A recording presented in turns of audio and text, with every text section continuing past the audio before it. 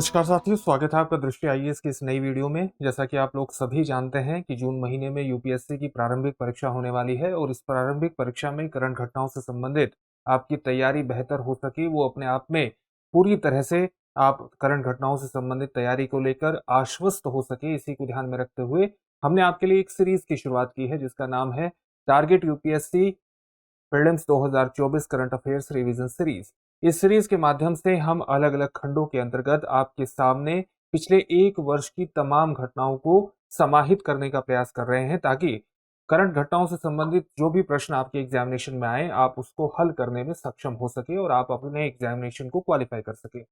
आज हम जिस सेगमेंट पर बात करने वाले हैं वो पारिस्थितिकी और पर्यावरण से जुड़ा हुआ है।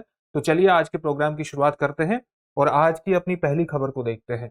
पहली खबर हमारी यूक्रेन में स्थित कखोवका बांध से जुड़ी हुई है। आप जानते हैं कि 24 फरवरी 2022 को यूक्रेन पर आक्रमण किया था रूस ने और उसके बाद अलग अलग घटनाएं हमारे सामने आती हैं। इसी क्रम के अंतर्गत एक घटना आती है जब कखोवका जल विद्युत ऊर्जा संयंत्र के अंदर एक विस्फोट हुआ और वहां पर बांध में एक दरार आ गई और इस बांध में भारी दरार आने की वजह से यूक्रेन का एक बहुत बड़ा क्षेत्र जलमग्न हुआ और भारी मात्रा में जल निचले क्षेत्रों में प्रवाहित हो गया। इसके लिए रूस को ही जिम्मेदार माना गया और कखोवका बांध दक्षिण यूक्रेन में नीपर नदी पर बना हुआ एक प्रमुख जल विद्युत संयंत्र है और एक विशाल जलाशय है। तो आपके लिए इसकी अवस्थिति के बारे में जानना विशेष रूप से महत्वपूर्ण है। इसकी यहाँ पर अवस्थिति पड़ती है और ये नीपर नदी पर है, जैसा कि आप देख सकते हैं। इसकी जो जल धारण क्षमता है वो 18 क्यूबिक किलोमीटर की है। इस बांध की सहायता से क्रीमिया प्रायद्वीप को भी जल की आपूर्ति की जाती है। आप जिस प्रकार से ऐसे देख सकते हैं तो क्रीमिया प्रायद्वीप में जल की आपूर्ति के अंतर्गत भी इसका विशेष महत्व है। इस पर ही क्रीमिया प्रायद्वीप पर रूस ने वर्ष 2014 में कब्जा कर लिया था। आप जानते हैं इसी बांध से ज़पोरिज़िया परमाणु ऊर्जा संयंत्र को भी आवश्यक जल की आपूर्ति की जाती है और ये परमाणु संयंत्र विशेष रूप से महत्वपूर्ण है। यूक्रेन के ज़पोरिज़िया प्रांत में स्थित है और ज़पोरिज़िया का काफी क्षेत्र रूस ने एक तरह से आक्रमण के माध्यम से उस पर कब्जा कर लिया है, जिसमें ज़पोरिज़िया परमाणु ऊर्जा संयंत्र भी शामिल है। तो ये कुछ महत्वपूर्ण तथ्य हैं इससे संबंधित। इसी तरह से एक और द्वीप लगातार चर्चा में रहा वर्ष 2023 में, जिसका नाम है ऑर्कने द्वीप। इस ऑर्कने द्वीप की जो अवस्थिति है स्कॉटलैंड के उत्तर पूर्वी हिस्से में पड़ता है। आप ये देखिए, एक द्वीप समूह को ये रिफ्लेक्ट करता है। ऑर्कने द्वीप समूह ने यूनाइटेड किंगडम से अलग होकर नॉर्वे का एक स्वशासित राज्य क्षेत्र बनने की अपनी मंशा को प्रकट किया है और इसी को ध्यान में रखते हुए ये चर्चा में आ गया है।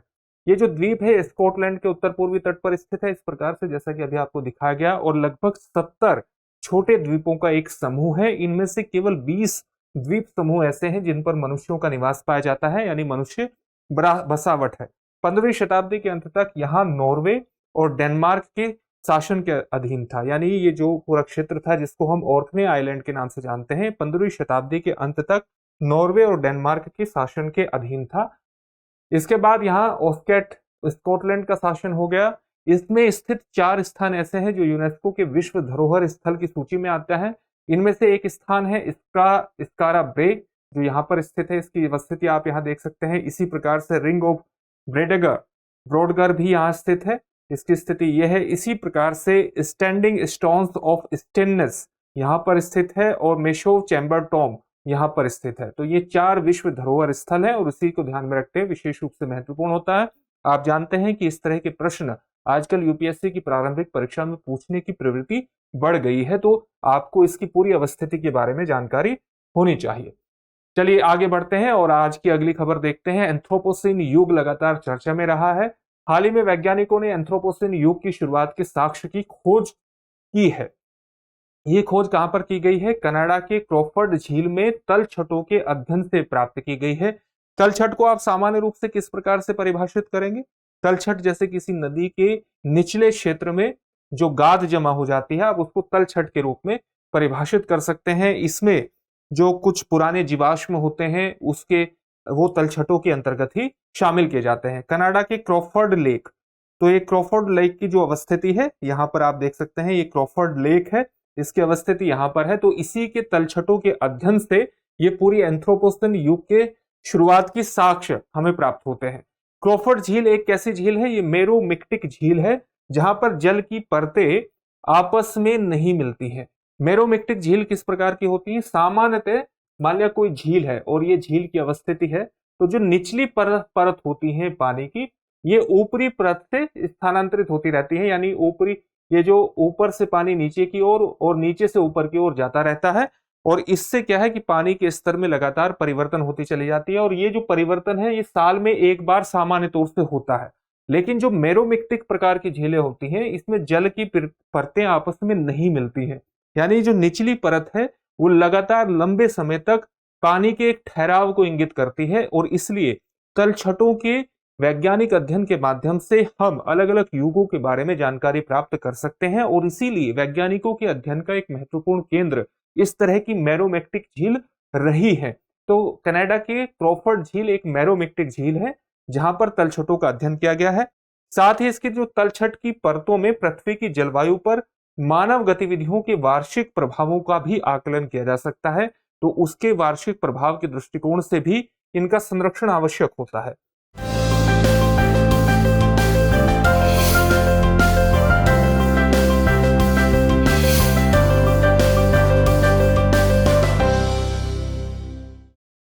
एंथ्रोपोसीन युग कैसा है? एक प्रस्तावित युग है जो वर्तमान भूगर्भिक समय को रिफ्लेक्ट करता है, यानी आज का जो हमारा समय है ये इसको एंथ्रोपोसीन युग के रूप में ही परिभाषित किया जाता है। वैज्ञानिकों का मानना है कि एंथ्रोपोसीन युग की जो शुरुआत है वो 1950 के दशक में हुई थी, और इस युग में मानव गतिविधियों के कारण, विशेषतः औद्योगिक क्रांति की शुरुआत के बाद से पृथ्वी के पारिस्थितिकी तंत्र में आमूलचूल परिवर्तन हुआ है, यानी क्रांतिकारी परिवर्तन हुआ है औद्योगिक क्रांति के बाद से। 1950 के दशक के बाद जिस तरह से हमें परिवर्तन दिखते हैं, विशेष तौर से पृथ्वी की पारिस्थितिकी में, उसके इकोलॉजी में, उन परिवर्तनों के कारण इस युग को एंथ्रोपोसीन युग के रूप में परिभाषित किया जाता है। इस युग के साथ जुड़ी हुई कई घटनाएं हैं, जैसे ग्लोबल वार्मिंग की घटना एंथ्रोपोसीन युग के इससे संबंधित मानी जाती है। उसी प्रकार से समुद्र के जल स्तर में वृद्धि हो या महासागरों का अम्लीकरण हो, बड़े पैमाने पर मृदा का क्षरण हो, वो भी एंथ्रोपोसीन युग के अंतर्गत आती है। घातक हीट वेव, इस प्रकार की जितनी भी घटनाएं आप इकोलॉजी से संबंधित आजकल सुनते हैं, जितनी समस्याओं के बारे में सुनते हैं, वो वस्तुतः एंथ्रोपोसीन युग के अंतर्गत ही रखी जाती है। और इस शब्द का सर्वप्रथम प्रयोग वर्ष 2000 में नोबेल पुरस्कार विजेता रसायनज्ञ पॉल क्रुटजन और जीव विज्ञान के प्रोफेसर यूजीन स्टोएर्मर ने किया था। ये इसके बारे में कुछ महत्वपूर्ण तथ्य हैं जो आपको पता होना चाहिए। एंथ्रोपोसीन युग को लेकर के विशेषज्ञों के बीच कुछ असहमतियां भी हैं, क्योंकि वैज्ञानिकों का ये मानना है कि इसकी शुरुआत को साबित करने के लिए पर्याप्त साक्ष्य मौजूद नहीं है, पर्याप्त तथ्य मौजूद नहीं है, एविडेंस मौजूद नहीं है। पृथ्वी के भू वैज्ञानिक टाइम स्केल की अगर आप बात करें तो सामान्य तौर से इसको 5 व्यापक श्रेणियों में परिभाषित किया जाता है। ये 5 व्यापक श्रेणियां कौन सी हैं? पहला है इयोन्स, दूसरा है ईरा जिसको महाकल्प कहते हैं, तीसरा है पीरियड्स जिसको कल्प के रूप में परिभाषित किया जाता है, चौथा है इपोक यानी युग, और पांचवा है एजेस यानी काल के रूप में इसको परिभाषित किया जाता है। कुछ सामान्य तथ्य है। एक और खबर लगातार चर्चा में रही जिसको हम सौर ज्वाला के नाम से यानी सोलर फ्लेयर के नाम से जानते हैं। हाल ही में संयुक्त राज्य अमेरिका और प्रशांत महासागर में सौर ज्वाला की परिघटना देखी गई। सौर ज्वाला की परिघटना के बारे में सामान्य तथ्यों को हम जानने का प्रयास करेंगे, लेकिन इस घटना के बारे में पहले से जान लेते हैं। ये क्या है? इसमें सौर ज्वाला की जो घटना है इसको कई रूपों में वर्गीकृत किया जाता है। एक इसका रूप है एक्स क्लास। तो एक्स क्लास की सौर ज्वाला यानी सोलर फ्लेयर के कारण इन क्षेत्रों के कुछ हिस्सों में रेडियो ब्लैकआउट की घटना देखी गई। रेडियो ब्लैकआउट का सामान्य तौर से मतलब आप क्या कहते हैं कि उस घटना में जो रेडियो ट्रांसमिशन होता है, एक तरह से जो रेडियो किरणें होती हैं, संबंधित रेडियो कम्युनिकेशन होता है, वो पूरी तरह से प्रभावित हो जाता है और उसी को हम रेडियो ब्लैकआउट के रूप में परिभाषित करते हैं। सौर ज्वाला का जो वर्गीकरण है वो सबसे कम प्रबल ज्वाला को ज्वाला ए के रूप में परिभाषित करते हैं, और इससे अधिक प्रबल सौर ज्वालाओं को क्रमशः ज्वाला बी, सौर ज्वाला बी, सी, एम और एक्स के रूप में परिभाषित किया जाता है।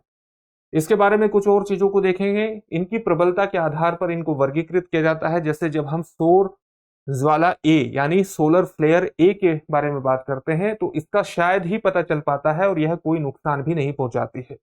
जब हम सौर ज्वाला बी की बात करते हैं तो ये इतनी प्रबल नहीं होती कि पृथ्वी पर कोई प्रभाव डाल सके। सौर ज्वाला सी की बात अगर हम करें तो ये कम प्रबल सौर ज्वाला के रूप में परिभाषित की जाती है और पृथ्वी पर इसके आंशिक प्रभाव देखे जा सकते हैं। इसी प्रकार से अगर हम सौर ज्वाला एम की बात करते हैं तो अल्पकालिक रेडियो ब्लैकआउट का कारण बन सकती हैं। अल्पकालिक रेडियो ब्लैकआउट यानी रेडियो कम्युनिकेशन को प्रभावित कर सकती हैं और ये अल्पकालिक कुछ मिनटों से लेकर के सामान्यतः 1 घंटे तक हो सकता है। ये पृथ्वी के ध्रुवीय क्षेत्रों को सामान्य रूप से प्रभावित कर देती हैं और अगर सौर ज्वाला एक्स की हम बात करें तो ये सर्वाधिक प्रबल होती है और पूरी पृथ्वी पर रेडियो ब्लैकआउट यानी रेडियो कम्युनिकेशन को ये प्रभावित कर सकती हैं और लंबे समय तक चलने वाले विकिरण तूफानों को भी सक्रिय कर सकती हैं। उपयुक्त जितने भी प्रत्येक अक्षर आए हैं यानी जो भी प्रत्यक्ष आया है, ए आया है, बी आया है, सी आया है, एम आया है, एक्स आया है, ये अपने पिछले अक्षर यानी श्रेणी से 10 गुना ऊर्जा उत्पादन का प्रतिनिधित्व करते हैं। इसका क्या मतलब हुआ? इसका मतलब यह हुआ कि जो एक्स सौर ज्वाला है उसमें एम से 10 गुना और सी से 100 गुना ऊर्जा प्रबल होती है। अब हमारे लिए जानना जरूरी है कि हमने इतने तथ्यों को सौर ज्वाला के बारे में, सोलर फ्लेयर के बारे में डिस्कस कर लिया है, तो इसके बुनियादी तथ्य के बारे में भी हमें पता होना चाहिए कि वस्तुतः ये सौर ज्वाला होते क्या है। तो ये होते क्या है? ये सूर्य पर होने वाले विशाल विस्फोट हैं और इनसे ऊर्जा, प्रकाश और उच्च गति वाले कण अंतरिक्ष में मुक्त होते हैं। इस प्रकार से आप देखिए कि सूर्य के धरातल पे आप कह सकते हैं सूर्य एक गैसों का एक तंत्र होता है पूरा, तो सूर्य पर होने वाले विशाल विस्फोट हैं और इनसे ऊर्जा, उच्च गति वाले कण अंतरिक्ष में प्रकाश इस प्रकार से प्रवाहित होते हैं। तो इसको सामान्य तौर से सोलर फ्लेयर्स के रूप में परिभाषित किया जाता है।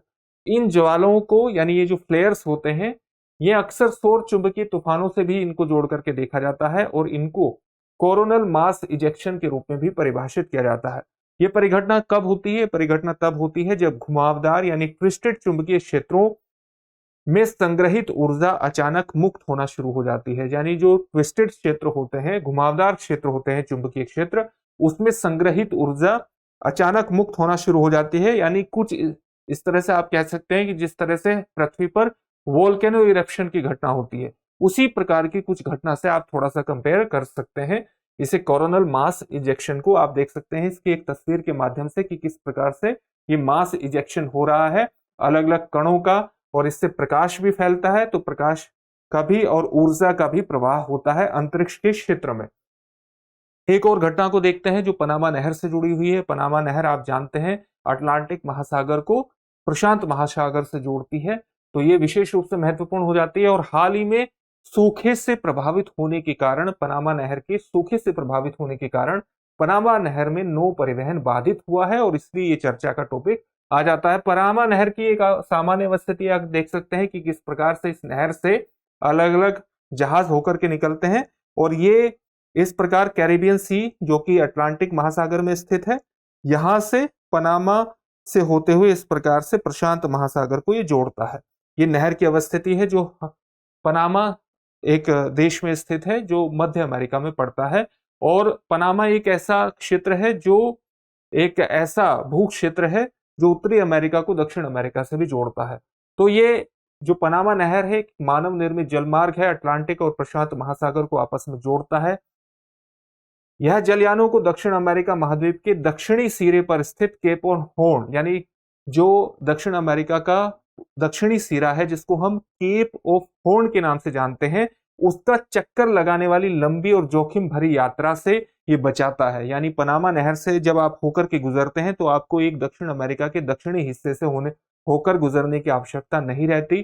पनामा नहर 170 देशों के लगभग 2000 बंदरगाहों के लिए एक संपर्क मार्ग उपलब्ध कराता है।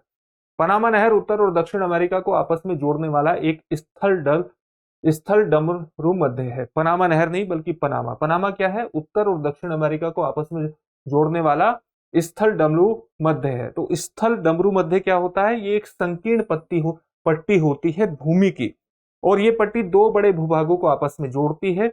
स्वेज नहर का निर्माण स्वेज स्थल डमरू मध्य पर ही किया गया है ताकि दो महाद्वीपों के बीच की, दो महासागरों के बीच की दूरी को कम किया जा सके। इसके विपरीत जब दो बड़े जल निकायों को आपस में जोड़ने वाले संकीर्ण जल मार्ग को किस नाम से जाना जाता है? जल डमरू मध्य, स्ट्रेट के नाम से जाना जाता है। जैसे आपने मलक्का स्ट्रेट का नाम सुना होगा, उसी प्रकार से आपने पनामा स्ट्रेट का नाम सुना होगा। तो उदाहरण के लिए पनामा स्ट्रेट कह सकते हैं या पनामा नहर के नाम से जान सकते हैं, जो दो बड़े जल मार्गों को, जल निकायों को आपस में जोड़ने के लिए काम करते हैं। जैसे उदाहरण के लिए आप देख सकते हैं भूमध्य सागर और अटलांटिक महासागर को जोड़ने वाला जिब्राल्टर जलडमरू मध्य है। इसका सामरिक महत्व क्या है? सामरिक महत्व यह है कि पनामा नहर का महत्व केवल आर्थिक लाभों तक ही सीमित नहीं है, बल्कि सामरिक लाभों तक भी इसका लाभ जाता है। किस तरह के लाभ हैं? जैसे राष्ट्रीय सुरक्षा, रक्षा क्षमताओं और लॉजिस्टिक संबंधी लचीलेपन की सुविधा प्रदान करता है। संयुक्त राज्य अमेरिका इसका सबसे बड़ा लाभ प्राप्त करता है। तो संयुक्त राज्य अमेरिका के लिए एक बड़े लाभ का निर्माण करता है, क्योंकि उसे, उसके जहाजों को या उसके सामानों को आप कह सकते हैं कि जो उसका दक्षिणी हिस्सा, जो उसका पश्चिमी तट है, उस पश्चिमी तट से पूर्वी तट को जोड़ने के लिए आपको दक्षिण अमेरिका का पूरा चक्कर नहीं काटना पड़ता, बल्कि पनामा नहर से ही वो नौवहन मार्ग उपलब्ध करा देता है और इससे अमेरिका को बड़ा लाभ होता है। ये उसकी राष्ट्रीय सुरक्षा से दृष्टिकोण से, रक्षा क्षमताओं के दृष्टिकोण से भी विशेष महत्व रखता है। वैश्विक व्यापार में जल डमरू मध्य और स्थल डमरू मध्य की भूमिका क्या है? भूमिका यह है कि ये महत्वपूर्ण व्यापारिक लिंक प्रदान करते हैं। जैसे वैश्विक व्यापार का लगभग 12% स्वेज नहर से होकर के गुजरता है। स्वेज नहर कहां पर स्थित है? स्वेज नहर जो भूमध्य सागर को लाल सागर से जोड़ती है और लाल सागर को अंततः हिंद महासागर से जोड़ देती है। तो इस प्रकार से भूमध्य सागर को हिंद महासागर से जोड़ देती है स्वेज नहर। इससे समय की भी बचत होती है और लागत भी कम आती है, लागत की भी बचत होती है। और वैश्विक आपूर्ति श्रृंखला के अंतर्गत ये विशेष महत्व रखते हैं, क्योंकि जो ड्राई बल्क कंटेनर हैं उनके आवागमन में ये मदद करते हैं। ड्राई बल्क कंटेनर की जब हम बात करते हैं तो इसमें ऐसे कंटेनर को शामिल किया जाता है जिसके माध्यम से आप अनाज, जो ड्राई वस्तुओं का एक तरह से व्यापार करते हैं, चाहे उसमें अनाज हो, चाहे रेत हो, चाहे कोयला हो या अन्य प्रकार के खनिज हो, इनको सामान्य तौर से ड्राई कंटेनर के माध्यम से व्यापार इनका किया जाता है। एक और चैनल लगातार चर्चा में था जिसको हम सुलीना चैनल के नाम से जानते हैं। सुलीना चैनल कहां पर स्थित है? डेन्यूब नदी की एक सहायक नदी के रूप में आप इसको परिभाषित कर सकते हैं। और यूक्रेन के आप बिल्कुल दक्षिण में, या कह सकते हैं कि दक्षिण पूर्व में यहां पर यह अवस्थित है।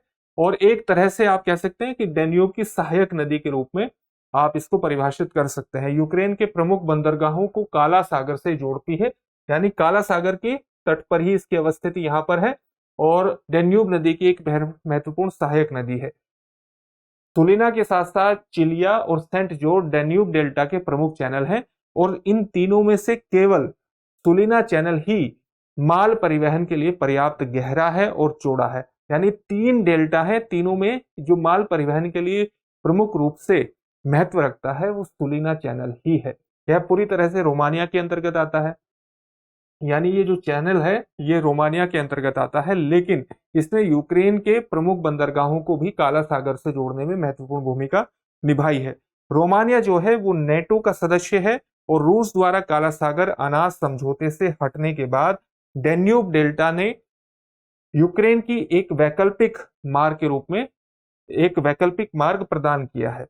यानी आप जानते हैं कि जुलाई 2023 में जो रूस है वो अनाज समझौते से हट गया था और जिसके कारण काला सागर से होने वाला यूक्रेन का व्यापार प्रभावित हुआ था। तो उसके एक वैकल्पिक मार्ग के रूप में ये डेन्यूब नदी, डेन्यूब डेल्टा यूक्रेन को एक वैकल्पिक मार्ग उपलब्ध कराता है और उसके दृष्टिकोण से विशेष रूप से महत्वपूर्ण हो जाता है और इससे संबंधित प्रश्न आ सकता है।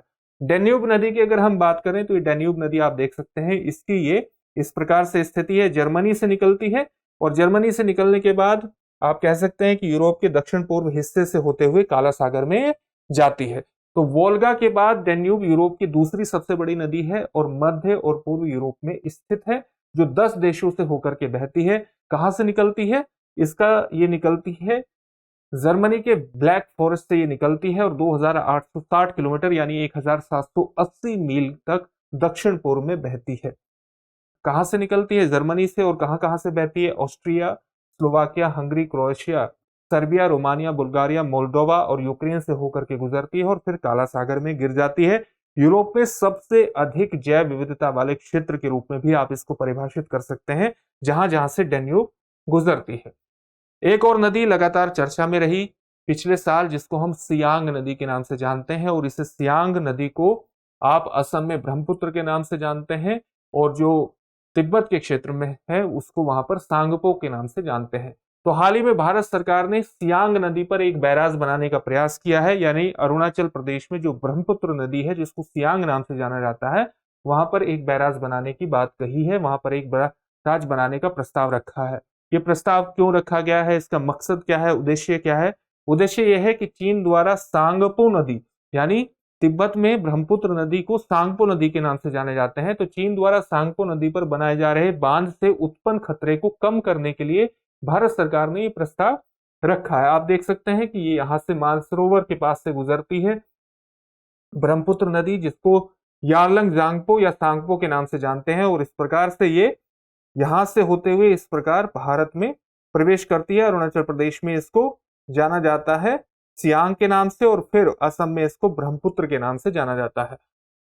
चीन के यारलुंग सांगपो नदी के ग्रेट बैंड पर एक विशाल पन बिजली परियोजना का निर्माण किया जा रहा है, यानी यारलुंग सांगपो जो कि ब्रह्मपुत्र नदी है, इसके ग्रेट बैंड पर एक विशाल पन बिजली परियोजना का निर्माण किया जा रहा है, और ये नदी जो है ये ग्रेट बैंड से ही भारत के अरुणाचल प्रदेश में प्रवेश करती है। इसका जो उद्गम है वो मानसरोवर झील के पास है, और ये नदी तिब्बत में अपने उद्गम स्थल से लगभग 1600 किलोमीटर से अधिक दूरी तक पूर्व की ओर बहती है। इसके बारे में कुछ ये सामान्य तथ्य हैं। इसके इस बारे में कुछ और तथ्यों को जानते हैं जो आपके लिए एग्जामिनेशन के दृष्टिकोण से महत्वपूर्ण हो सकते हैं। किस तरह के तथ्य हैं? जैसे नामचा बरवा चोटी के पास दक्षिण पूर्व की ओर अरुणाचल प्रदेश के गेलिंग में भारत में ये प्रवेश करती है। इस नदी को सियांग के नाम से अरुणाचल प्रदेश में जाना जाता है। जैसा कि अभी आपको बताया गया था, सियांग नदी अरुणाचल प्रदेश में हिमालय क्षेत्र से नीचे की ओर बहती है और असम घाटी में प्रवेश करती है। इसके बाद यह लोहित और दिबांग नदियों में मिलकर ब्रह्मपुत्र नदी का निर्माण करती है। असम में इसको ब्रह्मपुत्र नदी के नाम से जाना जाता है। इसकी दो महत्वपूर्ण सहायक नदियां हैं, लोहित और दिबांग। लोहित और दिबांग की अवस्थिति भी आप यहाँ देख सकते हैं। यहाँ पर अगर आप देखें तो ये लोहित नदी एक महत्वपूर्ण नदी है। इसी प्रकार से सुबनसिरी नदी भी इसकी एक महत्वपूर्ण, एक आप कह सकते हैं कि सहायक नदी है। इसके बारे में कुछ और ये सामान्य तथ्य थे। अब हम अगली खबर की तरफ बढ़ते हैं, और अगली खबर जो है हमारी एक ज्वालामुखी से जुड़ी हुई है, किलाउआ ज्वालामुखी। ये कहां पर स्थित है? अमेरिका राज्य के हवाई में ये स्थित है, और हाल ही में अपने उद्गार के कारण लगातार चर्चा में रहा। आप जानते हैं कि अमेरिका की जो मुख्य भूमि है उसके दक्षिण पश्चिम में, आप इसे कह सकते हैं कि दक्षिण पश्चिम में ये स्थित है हवाई द्वीप। तो हवाई द्वीप पर ये किलाउआ ज्वालामुखी यहाँ स्थित है, और इसको माउंट किलाउआ ज्वालामुखी के नाम से भी जाना जाता है। दुनिया का सबसे सक्रिय ज्वालामुखी इसे कहा जाता है। संयुक्त राज्य अमेरिका के दक्षिण पूर्वी भाग में स्थित हवाई द्वीप, हवाई राज्य पर यह अवस्थित है। ये वस्तुतः दक्षिण पूर्वी भाग नहीं होना चाहिए, ये दक्षिण पश्चिम होना चाहिए। दक्षिण पश्चिम, संयुक्त राज्य अमेरिका के दक्षिण पश्चिम में, क्योंकि ये प्रशांत महासागर में अवस्थित है। ज्वालामुखी भूपर्पटी यानी क्रस्ट में वह क्षेत्र या द्वार होता है जिससे होकर पिघली हुई शैल, गर्म शैल के टुकड़े तथा अन्य गर्म शैलें उद्गार के समय बाहर निकलती है, जिसको हम सामान्य तौर से लावा के रूप में परिभाषित करते हैं। तो ये किलाउआ ज्वालामुखी के बारे में कुछ सामान्य तथ्य थे, और इसकी अवस्थिति के बारे में भी आपको पता होना चाहिए। ज्योग्राफी से संबंधित इस तरह के ज्वालामुखियों की एक अवस्थिति के बारे में पूछ लिया जाता है, खासतौर से सुमेलित जैसे प्रश्नों में। एक और खास क्षेत्र लगातार चर्चा में रहा पिछले साल, जिसको हम नागोर्नो काराबाख क्षेत्र के नाम से जानते हैं। इसकी अवस्थिति आप देखिए कि किस प्रकार से ये है। ये अजरबैजान के अंदरूनी हिस्से में यहाँ पर स्थित है, लेकिन एक कॉरिडोर के माध्यम से ये आर्मेनिया से भी जुड़ा हुआ है, और लंबे समय से अजरबैजान और आर्मेनिया के बीच एक संघर्ष का क्षेत्र ये रहा है। हाल ही में अजरबैजान ने नागोर्नो काराबाख में आतंकवाद रोधी एक सैन्य अभियान को शुरू किया था। इस अभियान से पहले दिसंबर 2022 में अजरबैजान ने क्षेत्र में लाचिन कॉरिडोर को बंद कर दिया था, और ये लाचिन कॉरिडोर ही वस्तुतः नागोर्नो काराबाख का जो कॉन्क्लेव है इसे आर्मेनिया से जोड़ने के लिए जिम्मेदार है। तो इस लाचिन कॉरिडोर को अजरबैजान ने बंद कर दिया था, जिससे नागोर्नो काराबाख में खाद्य पदार्थ, ईंधन और पीने के पानी सहित आवश्यक वस्तुओं का अभाव हो गया था, उनकी भारी कमी हो गई थी।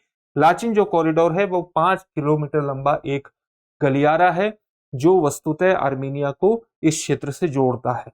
इसी को बंद कर दिया था, इसकी सामान्य अवस्थिति है। नागोर्नो काराबाख का जो क्षेत्र है ये सामान्य तौर से आप कह सकते हैं कि एक पर्वतीय क्षेत्र है और इस क्षेत्र पर आर्मेनिया और अजरबैजान दोनों अपना अपना दावा करते हैं।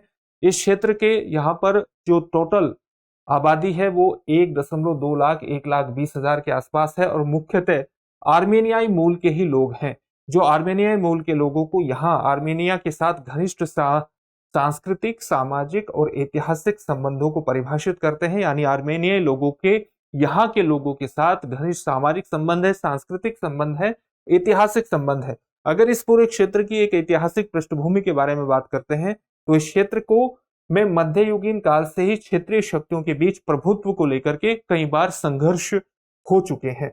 इसके बारे में कुछ और महत्वपूर्ण तथ्यों पर प्रकाश डालेंगे, जैसे अलग अलग प्रकार की जो क्षेत्रीय शक्तियां हैं इस पूरे संघर्ष में, इतिहास में इसकी क्षेत्र को लेकर के संघर्ष करती रही है, जैसे साम्राज्यवादी रूस, आधुनिक तुर्की में ओटोमन साम्राज्य और फारसी साम्राज्य इस क्षेत्र को लेकर के उलझते रहे हैं। 1921-22 में जब जारशाही शासन काल में रूस सोवियत संघ में परिवर्तित हुआ, आप जानते हैं कि 1917 में सोवियत संघ में जो एक तरह से क्रांति प्रारंभ हुई जिसको हम रूस बोल्शेविक क्रांति कहते हैं, तो ये बोल्शेविक क्रांति पूरी तरह से सफल हुई दिसंबर 1922 में और उससे ही माना जाता है कि रूस सोवियत संघ में परिवर्तित हो गया। उस समय जो नागोर्नो काराबाख का क्षेत्र था ये अजरबैजान सोवियत सोशलिस्ट रिपब्लिक का ही हिस्सा था।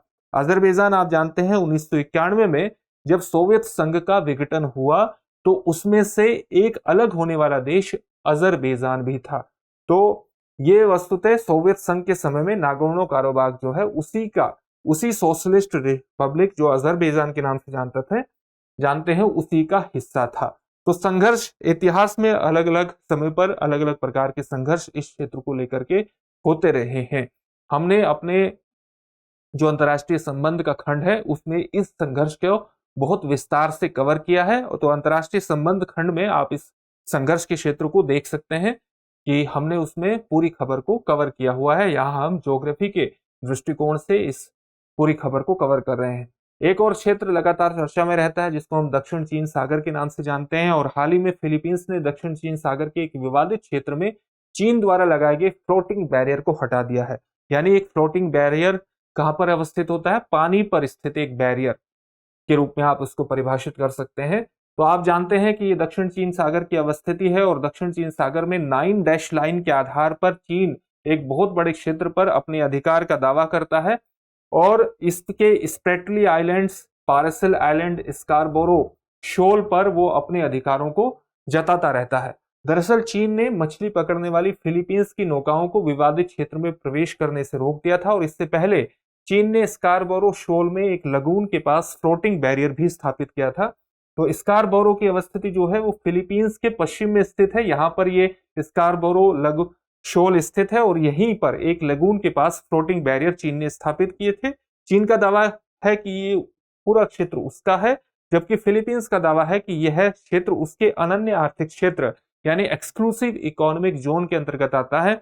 जब हम बात करते हैं एक्सक्लूसिव इकोनॉमिक जोन की तो किसी भी देश की अंतिम तटीय रेखा से लगभग जो अंतिम तटीय रेखा होती है उसके बाद लगभग 200 नॉटिकल माइल्स का जो क्षेत्र होता है इसको किसी देश के एक्सक्लूसिव इकोनॉमिक जोन के रूप में परिभाषित किया जाता है। तो फिलीपींस का कहना है कि ये उसी के अधिकार क्षेत्र के अंतर्गत आता है। इस पूरे विवाद की यानी दक्षिण चीन सागर के विवाद की पृष्ठभूमि क्या है? दक्षिण चीन सागर कहाँ अवस्थित है? चीन के दक्षिण में स्थित है। इसके तटवर्ती क्षेत्रों में कौन कौन से देश शामिल हैं?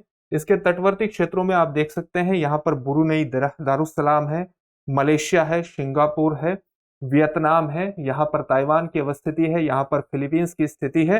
तो ये सभी देश इसके बराबर में स्थित है और यहीं इंडोनेशिया की भी अवस्थिति है।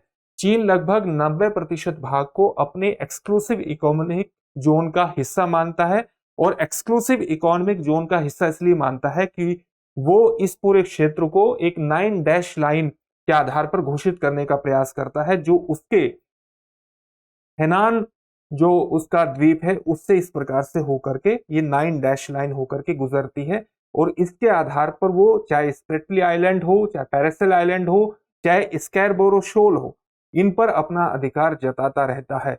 और इस प्रकार से पैरासेल आइलैंड, स्प्रेटली आइलैंड, स्कैरबोरो शोल और चाहे प्रतास द्वीप हो, इन प्रतास द्वीपों पर वो अपना अधिकार जताता है। ये विवाद की पृष्ठभूमि है। इसका महत्व क्या है? इस दक्षिण चीन सागर का महत्व यह है कि ये दुनिया के सबसे व्यस्त समुद्री मार्गों में स्थित है और दक्षिण चीन सागर वस्तुतः एक ऐसी अवस्थिति है कि अगर वो मलक्का जलडमरू मध्य से उतर होकर के गुजरता है तो हिंद महासागर को प्रशांत महासागर से जोड़ता है। और ये जो व्यापारिक मार्ग है ये वैश्विक व्यापार का 60% से अधिक हिस्सा को कवर करता है, इसलिए वैश्विक व्यापार के दृष्टिकोण से विशेष महत्व रखता है। हिंद प्रशांत क्षेत्र के साथ होने वाला भारत का लगभग 55% व्यापार दक्षिण चीन सागर के माध्यम से ही होता है। और विशेषज्ञों की अगर हम बात करें तो इस क्षेत्र से कच्चे तेल, प्राकृतिक गैस, कोरल लाइम, उच्च सिलिकेट युक्त रेत और उच्च गुणवत्ता वाले रत्न और प्राकृतिक मोती के यहाँ पर विशाल भंडार है। यानी हाइड्रोकार्बन के दृष्टिकोण से और अन्य खनिजों के दृष्टिकोण से भी इस क्षेत्र को महत्वपूर्ण माना जा रहा है और इसलिए अलग अलग खासतौर से चीन द्वारा दक्षिण चीन सागर को लेकर के लगातार असर्टिव होता जा रहा है। भारत का जो ओएनजीसी विदेश लिमिटेड है वो वियतनाम की पेट्रो वियतनाम कंपनी के साथ मिलकर इस क्षेत्र में तेल के भंडार की खोज भी कर रही है। साथ ही मछली पकड़ने का एक महत्वपूर्ण क्षेत्र है, यानी इसका महत्व लोगों की आजीविका के कारण भी विशेष रूप से महत्व रखता है। 9 डैश लाइन की जब हम बात करते हैं तो ये यू आकार की एक रेखा है, जैसा कि अभी आपको एक बार बताया गया था। और पहली बार 1940 के दशक में चीन द्वारा मानचित्र पर इसको दर्शाया गया। इसी के आधार पर वो इसके अलग अलग क्षेत्रों पर अपने दावे को प्रस्तुत करता है। ये जो रेखा है वो दक्षिण चीन सागर के क्षेत्र पर चीन की तथाकथित दावे का प्रतिनिधित्व करती है। और बात करें हम तो दक्षिण चीन सागर का लगभग 90% हिस्सा 9 डैश लाइन के अंतर्गत आता है और 9 डैश लाइन के आधार पर वो इसके अधिकांश हिस्से पर अपने अधिकार को प्रस्तुत करता है, अपने अधिकार का दावा करता है। और इसी कारण से दक्षिण चीन सागर एक पूरा विवादित क्षेत्र के रूप में डेवलप हो गया है। एक और खबर विशेष रूप से लगातार चर्चा में रहती है, खास तौर से पर्यावरणीय दृष्टिकोण से, जिसको हम अमेजन नदी बेसिन के रूप में जानते हैं। ये चर्चा में क्यों है? चर्चा में इसलिए है क्योंकि हाल ही में पुराक्वे क्वारा झील के सूखने से यहां पर जलमग्न रहने वाले गांव में सूखे की स्थिति पैदा हो गई। आप देख सकते हैं कि सामान्य तौर से पुराक्वे-क्वारा झील के सूखने से सामान्य तौर से जो क्षेत्र जलमग्न रहते थे, जो गांव जलमग्न रहते थे, वहां पर एक सूखे की स्थिति उत्पन्न हो गई है। ये झील कहां पर स्थित है? अमेजन नदी बेसिन में स्थित है।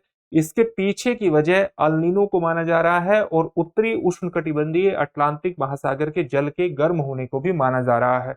अल नीनो के रूप में आप किस घटना को परिभाषित करते हैं? जैसे सामान्य तौर से ये प्रशांत महासागर की अवस्थिति है, ये उत्तरी अमेरिका है और ये दक्षिणी अमेरिका है और ये विषुवत रेखा है जिसको आप 0 डिग्री रेखा के रूप में परिभाषित कर सकते हैं। तो यहाँ पेरू के निकट के स्थित पूर्वी विषुवतीय प्रशांत महासागर के इस क्षेत्र का सामान्य से अधिक गर्म होने की अवस्थिति के कारण जो हवाओं का प्रवाह है वो इधर से होने की बजाय, यानी जो हमारी सामान्य व्यापारिक पवनें हैं जो इस प्रकार से चलती हैं, उनके हवाओं की दिशा इस प्रकार से होने लगती है क्योंकि यहाँ पर एक कम दबाव का क्षेत्र डेवलप हो जाता है। इसको हम अल नीनो के रूप में परिभाषित करते हैं। ये पूरे अलग अलग देशों के एक प्रकार से आप कह सकते हैं मौसम के पैटर्न को प्रभावित करने वाली घटना है और इसको आप ये भी कह सकते हैं कि इसके कारण हमारे देश में मानसून भी नकारात्मक रूप से प्रभावित होता है।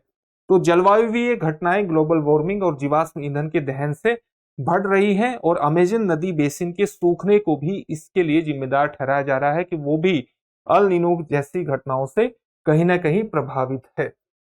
अमेजन नदी बेसिन की अगर हम बात करें, इसकी एक सामान्य चित्र आप यहाँ देख सकते हैं। विश्व का सबसे बड़ा जल अपवाह बेसिन है।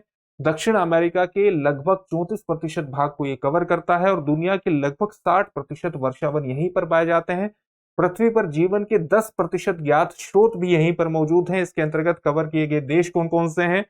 ब्राजील है, बोलिविया है, कोलंबिया है, इक्वाडोर है, गुआना है, पेरू, सूरीनाम और वेनेजुएला इसके अंतर्गत कवर करते हैं। और भूमध्य रेखा और मकर रेखा दोनों अमेजन बेसिन नदी क्षेत्र से गुजरती हैं।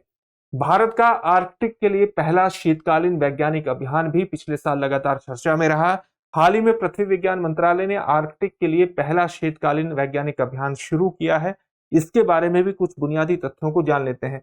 पृथ्वी के जो दोनों ध्रुव हैं, चाहे वो आर्कटिक हो चाहे अंटार्कटिक हो, उसके लिए भारतीय वैज्ञानिक अभियान पोलर एंड क्रायोस्फीयर योजना के तहत संचालित किए जाते हैं। इन अभियानों के लिए जो जिम्मेदार संस्था है, जिम्मेदार केंद्र है, वो है राष्ट्रीय ध्रुवीय एवं समुद्री अनुसंधान केंद्र, national centre for polar and ocean research, इसके नाम से जाना जाता है। और ये जो पूरा केंद्र है, जो पूरा संस्थान है, यानी राष्ट्रीय ध्रुवीय एवं समुद्री अनुसंधान केंद्र, ये पृथ्वी विज्ञान मंत्रालय के तहत एक संस्था के रूप में माना जाता है, एक संस्था है। और ये एक महत्वपूर्ण तथ्य है जो आपके एग्जामिनेशन के दृष्टिकोण से महत्व रखता है। साल 2008 से भारत आर्कटिक में हिमाद्री नामक रिसर्च बेस का एक परिचालन लगातार कर रहा है। और ये बेस कहां पर स्थित है? नॉर्वे के स्वेलबोर्ड में ये स्थित है। नॉर्वे का स्वेलबोर्ड कहां पड़ता है? आप देख सकते हैं इस प्रकार से स्थिति, ये नॉर्वे की अवस्थिति है यहाँ पर, ये स्वीडन है, ये फिनलैंड है, और जो स्वेलबोर्ड की अवस्थिति है यह आर्कटिक पोल के पास है। तो ये बेस जो हिमाद्री नामक बेस है, ये भारत का आर्कटिक में रिसर्च करने के लिए इसी स्वेलबोर्ड में स्थित है। हिमाद्री में वैज्ञानिक ज्यादातर गर्मियों में, यानी अप्रैल से लेकर अक्टूबर के शोध के दौरान ही शोध कार्य करते हैं। अगर आर्कटिक के संबंध में भारत की अन्य पहलों के बारे में बात करें तो वो इस प्रकार से है कि वर्ष 2022 में भारत सरकार ने भारत और आर्कटिक संधारणीय विकास के लिए साझेदारी का निर्माण शीर्षक से अपनी एक आर्कटिक नीति को जारी किया था। कब जारी की गई थी? वर्ष 2022 में। ये तथ्य भी आपको याद होना चाहिए एग्जामिनेशन के लिहाज से। भारत ने 2014 में आर्कटिक के कोंग्सफ्यूडन फ्योर्ड में इंडार्क नामक एक मल्टी सेंसर मूड ऑब्जर्वेटरी को स्थापित किया था। मूड ऑब्जर्वेटरी किस प्रकार से होती है? जिस ऑब्जर्वेटरी को आप किसी न किसी प्रकार से पानी के नीचे के स्थान से बांधे रखते हैं, तो ये इस ऑब्जर्वेटरी को आप देख सकते हैं। और अगर आप इसको स्थिर रखना चाहते हैं तो पानी के नीचे, जल के नीचे आप इसको बांधे रखते हैं, जिसके कारण इसको एक मूड ऑब्जर्वेटरी के रूप में परिभाषित करते हैं। साल 2023 से भारत को आर्कटिक परिषद में पर्यवेक्षक का दर्जा प्राप्त है। तो जो आर्कटिक परिषद है, एक संगठन है, उसमें भारत को वर्ष 2013 से पर्यवेक्षक का दर्जा प्राप्त है। और वहीं 1920 की स्वालबोर्ड संधि पर भारत ने हस्ताक्षर भी किए हुए हैं। 1920 की स्वालबोर्ड संधि के माध्यम से, जो कि पेरिस में हुई थी, इस संधि के माध्यम से स्वालबोर्ड का जो क्षेत्र है उस पर नॉर्वे के अधिकार क्षेत्र को मान लिया गया था, लेकिन कुछ शर्तें रखी गई थी, जैसे नॉर्वे उस क्षेत्र का प्रयोग युद्ध के लिए नहीं कर सकता, और साथ ही अन्य देश वहां पर अपने संस्थान या अपनी ऑब्जर्वेटरी स्थापित करके रिसर्च भी कर सकते हैं। इस तरह की बातें उस संधि के अंतर्गत कही गई थी। एक और स्थान लगातार चर्चा में रहा जिसको हम कुरिल द्वीप के नाम से जानते हैं। इसकी अवस्थिति आप किस प्रकार से देखेंगे? आप देखेंगे कि ये कमचटका पेनिनसुला, जो कि रूस का है, कमचटका पेनिनसुला को जापान के उत्तरी द्वीप आप कह सकते हैं होक्काइडो को इस प्रकार से जोड़ता है। कुरिल आइलैंड इसको जोड़ते हैं। तो ये चर्चा में इसलिए रहा क्योंकि यहाँ पर 6.3 तीव्रता का भूकंप रिक्टर पैमाने पर दर्ज किया गया। ये द्वीप समूह कमचटका प्रायद्वीप से जापान के होक्काइडो द्वीप तक फैला हुआ है। द्वीप समूह जो है ये ओखोटस्क सागर को प्रशांत महासागर से अलग करता है। कई द्वीप हैं जो भूगर्भिक दृष्टि से लगातार सक्रिय रहते हैं, यानी आप कह सकते हैं कि ज्वालामुखी दृष्टिकोण से भी लगातार सक्रिय रहते हैं। रूस और जापान इसके 4 द्वीपों पर अपनी अपनी संप्रभुता का दावा करते हैं। रूस, जापान में इन्हें नॉर्दर्न टेरिटरी के नाम से जाना जाता है और साउथ कुरिल के नाम से रूस में इनको जाना जाता है। तो जापान में नॉर्दर्न टेरिटरी के नाम से और रूस में साउथ कुरिल के नाम से इनको जाना जाता है। एक और खबर लगातार चर्चा में थी जिसको हम कहते हैं डीप सी कोरल रीफ के नाम से जानते हैं। तो वैज्ञानिकों ने संयुक्त राज्य अमेरिका के अटलांटिक तट से दूर गहरे समुद्र में सबसे बड़ी प्रवाल भित्ति कोरल रीफ की मैपिंग करने में सफलता प्राप्त की है। और ये अंडर वाटर मैपिंग तकनीक समुद्र नीतल, यानी समुद्र का जो बॉटम है, समुद्र बॉटम की 3D छवियां बनाने में सक्षम बनाती है। 200 मीटर से 1000 मीटर की गहराई पर प्रवाल भित्तियों की मैपिंग को आसान बनाती है। और इतनी गहराई तक सूर्य का प्रकाश प्रवेश नहीं कर पाता। आप इस तथ्य से अवगत होंगे। लेकिन इसकी अगर मैपिंग करने में सक्षम हो जाते हैं तो इनके बारे में एक महत्वपूर्ण जानकारी हमारे हाथ लगने की संभावना बढ़ जाती है। जो समुद्र का बॉटम है उसका अधिकांश भाग जो है उष्णकटिबंधीय यानी उथले जल वाले प्रवालों की तुलना में गहरे समुद्री प्रवालों से ढका हुआ है। यानी समुद्र का जो बॉटम है ये उष्णकटिबंधीय प्रवालों की जो तुलना है, उष्णकटिबंधीय यानी उथले जल वाले प्रवालों की तुलना में गहरे समुद्री प्रवालों से ढका हुआ है। और अगर इनकी 3D मैपिंग होती है तो निश्चित रूप से इनके बारे में और अधिक जानकारी प्राप्त करने में हमें मदद मिलेगी। जो उष्णकटिबंधीय समुद्री प्रवाल है वो 0 से 30 मीटर की गहराई पर पाए जाते हैं, जहां पर प्रकाश की उपस्थिति होती है। और ऑस्ट्रेलिया की ग्रेट बैरियर इसका सबसे बड़ा उदाहरण है, जो दुनिया की सबसे बड़ी उष्णकटिबंधीय प्रवाल भित्ति का प्रतिनिधित्व करती है। गहरे समुद्र में जो प्रवाल है ये छोटे जीवों के पर्यावास हैं, यानी छोटे जीव वहां पर रहते हैं और परस्पर जुड़े हुए अस्थि पंजरों का निर्माण आप करते हैं। आप देख सकते हैं इसकी सामान्य तस्वीरों को, और ये विविध आकृतियों के और रंगों में विकसित हो सकते हैं। आप देख सकते हैं इनकी आकृतियां विविध होती हैं, विविध आकृतियों के साथ साथ इनके रंगों में भी आपको भिन्नता देखने को मिलेगी। इसी प्रकार से आप एक तस्वीर यहां भी इनकी देख सकते हैं। ये कई जीवों को पर्यावास प्रदान करते हैं, यानी एक आवास के रूप में काम करते हैं। किनको? जैसे शार्क को आवास प्रदान करते हैं, स्वॉर्ड फिश को, झींगा को या मछली, अन्य अन्य प्रकार की मछलियों को एक प्रकार का पर्यावास प्रदान करते हैं। प्रवाल क्या होते हैं? प्रवाल अकशेरुकी जीव होते हैं, इनवर्टिब्रेट इनको परिभाषित किया जाता है। इनवर्टिब्रेट जीव कैसे होते हैं? बिना रीढ़ की हड्डियों वाले जीव को अकशेरुकी जीव के रूप में परिभाषित किया जाता है। तो प्रवाल उसी के श्रेणी के अंतर्गत आते हैं जो निडारिया नामक रंग युक्त जीवों के एक बड़े समूह से भी संबंधित है। प्रवाल भित्तियां क्या होती हैं? प्रवाल भित्तियां सैकड़ों से हजारों छोटे एकल प्रवालों की कॉलोनियों से बनी होती हैं, और इन छोटे एकल प्रवालों को पॉलिप्स कहा जाता है। इन समुद्री जीवों में कैल्शियम कार्बोनेट से बने कठोर बाह्य कंकाल होते हैं। और भारत में जो प्रवाल भित्तियों का क्षेत्र है वो कौन कौन से महत्वपूर्ण क्षेत्र हैं? ये विशेष रूप से महत्वपूर्ण है आपके एग्जामिनेशन के दृष्टिकोण से, और यूपीएससी में पूछा भी जा चुका है। भारत में प्रवाल भित्तियां कहां कहां पाई जाती हैं? कच्छ की खाड़ी में, मन्नार की खाड़ी में, अंडमान और निकोबार द्वीप समूह, लक्षद्वीप समूह और मालवण जो कि महाराष्ट्र में है, वहां पर प्रवाल भित्तियां पाई जाती है। तो ये कुछ खबरें थी पिछले एक वर्ष की। आप जानते हैं कि अलग अलग सेगमेंट के अंतर्गत हम पिछले एक वर्ष की तमाम घटनाओं को समेटने का प्रयास कर रहे हैं, और पर्यावरण एवं पारिस्थितिकी से संबंधित कई एपिसोड आपके सामने आ चुके हैं, और भी एपिसोड आपके सामने आएंगे। और इनमें पिछले एक वर्ष की तमाम घटनाओं को जो पर्यावरण पारिस्थितिकी से संबंधित है हम कवर करने का प्रयास करेंगे, ताकि प्रारंभिक परीक्षा में इनसे संबंधित कोई भी प्रश्न अगर आता है तो आप उन प्रश्नों को हल करने में सक्षम हो सके और आप अपनी परीक्षा को क्वालिफाई कर सके। फिर से एक नए सेशन में आपसे मुलाकात होगी। धन्यवाद। डियर व्यूअर्स, अपने एग्जाम की तैयारी को और बेहतर करने के लिए हमारे चैनल को लाइक, शेयर और सब्सक्राइब करना न भूलें।